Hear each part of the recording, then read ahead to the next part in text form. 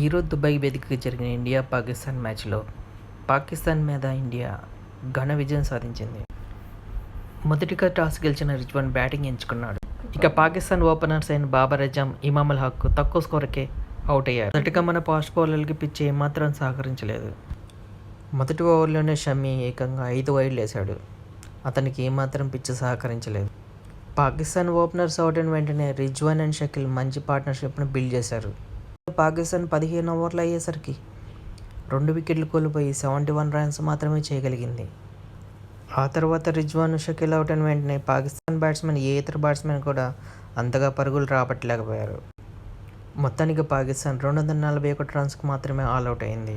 ఆ తర్వాత బ్యాటింగ్ దిగిన మన ఇండియన్ ఓపెనర్లు రోహిత్ శర్మ, శుభ్మన్ గిల్ మంచి ఆరంభాన్ని ఇచ్చారు. మొదట్లో రోహిత్ శర్మ మంచి దూకుడు కనిపించినా సరే ఆ తర్వాత అంత ఇంపాక్ట్ ఏం చూపించలేదు. షాహీన్ అఫ్రీది వేసిన యార్కర్కి రోహిత్ శర్మ బౌల్డ్ అయ్యాడు. అలాగే మరో ఎండ్లో ఉన్న శుభ్మన్ గిల్ 46 రన్స్ వేసి కోహ్లీకి సపోర్ట్గా నిలిచాడు. అలాగే శుభ్మన్ గిల్, కోహ్లీ మధ్య మంచి పార్ట్నర్షిప్ బిల్డ్ చేశారు. అలాగే పాకిస్తాన్ బౌలర్లకి ఈ పిచ్ ఏమాత్రం ప్రభావితం చూపించలేదు.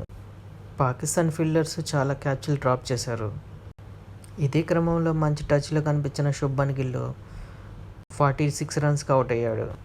ఆ తర్వాత క్రీజ్లోకి వచ్చిన శ్రేయస్ అయ్యర్ కోహ్లీతో కలిసి మంచి పార్ట్నర్షిప్ని బిల్డ్ చేశారు.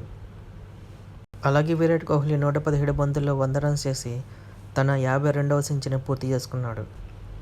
వన్డేల్లో కోహ్లీ చాలా రోజుల నుంచి ఫామ్లో లేడు. ఈ మ్యాచ్తో కోహ్లీ ఫామ్లోకి వచ్చాడనే మనం చెప్పుకోవచ్చు. కోహ్లీ సెంచరీతో మన వాళ్ళు 42 ఓవర్స్లోనే 241 రన్స్ని చేసేశారు.